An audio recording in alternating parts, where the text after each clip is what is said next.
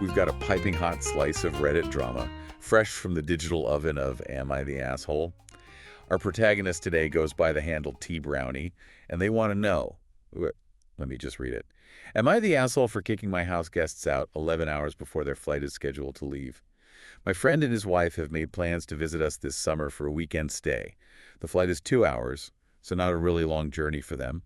We have our home professionally cleaned regularly and go all in to be good hosts to our guests.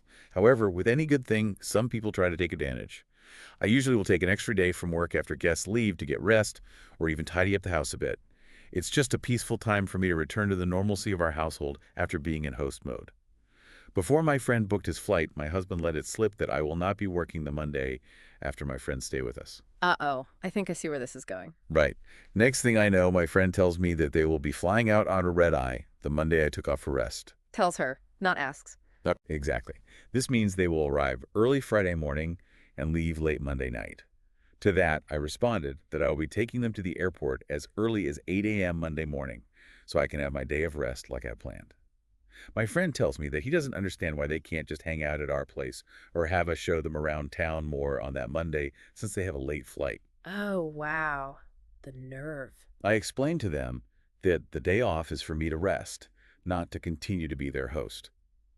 I told them that they are more than welcome to leave their luggage here if they want to go explore on their own, but we will not be hosting them or playing tour guide after Monday morning.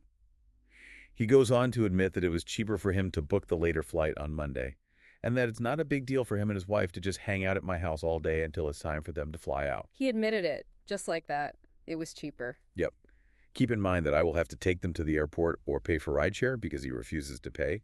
I will also have to feed them. So, free hotel, free food, free taxi service, free tour guide on her day off. Pretty much. I told him that they are welcome to visit and stay with us, but staying at our house all day Monday is not an option, and he needs to make other arrangements. He's now accusing me of being a horrible friend, and his wife says we're assholes. Your thoughts? And OP also added this. They are my friends, and they are traveling on a 2-hour flight to visit. Not allowing them to stay until their Monday night flight might be unwelcoming and inconvenience them when they are far away from home. Okay, Alex, my internal chaos demon is fully awakened. What's the first exquisitely petty thought bubbling in that serene brain of yours? Well, my initial thought really centers on this expectation gap, Expectation gap. Go on. T Brony clearly had like an unspoken agreement, right? A defined visit Friday to Monday morning, basically. Right. Standard hosting stuff. But the friends, they seem to have just unilaterally rewritten the terms and conditions the second they heard day off. Oh, I love that bad signal for extended freeloading. Because isn't that the truth? It really feels like it. The sheer audacity to not even ask if maybe, possibly, they could hang around a bit longer. No, just inform, like it's a done deal. It's like showing up to a potluck empty-handed and then complaining the host didn't make your favorite dish. Yeah. And expecting them to clean up after you. Exactly. And, if we think about it in terms of social dynamics, it really hits on the norm of reciprocity. Give and take. Basic stuff. Basic stuff. Healthy relationships need that balance. T Brownie and her husband, they're clearly offering generosity, right? They clean professionally, they host. They sound like great hosts, honestly. But the friends, it feels very take. Zero consideration for the host's needs, their boundaries. Boundaries, yes, is the golden word here. T Brownie drew a clear line. Monday is for rest.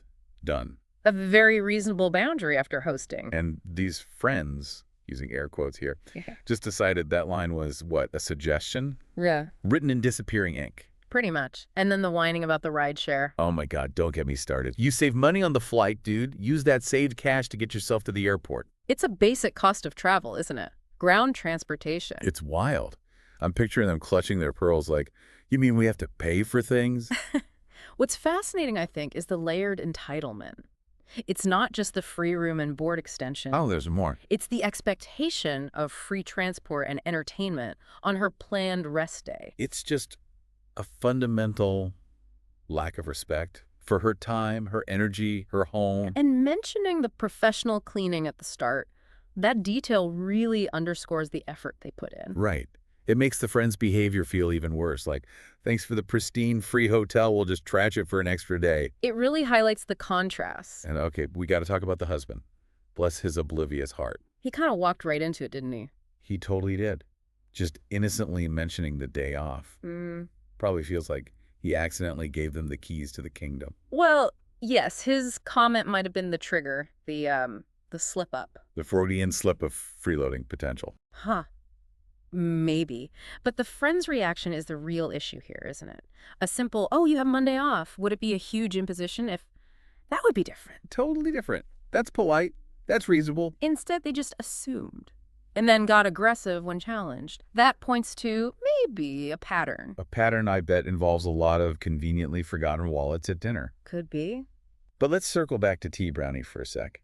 This isn't just about wanting a lazy Monday. That post-hosting recovery, it's real. Absolutely crucial, especially after being on for a whole weekend. It's like a social battery drain. You need to plug back in, alone, in silence, maybe with snacks. That's a great way to put it. And for some people, introverts maybe, or, anyone who finds constant interaction draining, that recovery isn't a luxury. It's essential, like needing oxygen. Exactly. It's necessary for their well-being. And the friends just dismissing it, calling it an inconvenience to them, that shows a real lack of empathy. Empathy. Honey, these friends are running on empty in the empathy department. They saw a cheap flight, saw her day off as like a coupon for free lodging. And decided her comfort was less important than their budget. And then the final insult, calling her and her husband assholes after they opened their home. That's the manipulation tactic kicking in. Guilt, social pressure. It's like getting caught with your hand in the cookie jar and yelling at the baker for making delicious cookies. It really underscores their sense of entitlement. When reality didn't match their entitled expectations, they lashed out. Classic. Okay, let's dive into these comments. I feel like we're judges now, scrolling through the evidence. Got my gavel ready. All right, let's see what the Reddit court says. Ooh, first one. Guests are like fish. They start to stink after 3 days. Harsh, but kind of true sometimes. It's an old saying, but it speaks to the idea that hosting has natural limits. This comment clearly sides with Tea Brownie. And this one. Fair weather, entitled Cheap-Ass Friendectomy. Wow. Okay. That's a term. That's certainly direct. It captures the frustration people feel with this kind of behavior in friendships, isn't it? Suggests cutting ties. No kidding. Here's another one, spot on. Treating your friend's home like a hotel and expecting them to be your concierge is peak entitlement. Nailed it. That sums it up perfectly. The home versus hotel distinction is key here. Someone else just calls them moochers in disguise. Ouch. Yeah, many comments focus on that parasitic dynamic, the lack of reciprocity, the expectation of being served. It clearly strikes a chord. People have seen this before. Ooh, this is spicy. The husband fucking up by mentioning the day off is a red herring. These friends were clearly looking for an angle. Oof. Calling them out. That's an interesting take, suggesting the intent was already there and the day off was just the convenient excuse they latched onto. I kind of buy that, actually. And this one resonates with me. Too much peopling is a legitimate medical condition in my book. Amen. Yeah. My social battery just died reading this. That idea of needing recovery time, of peopling limits, it's very prominent in the comments supporting the OP.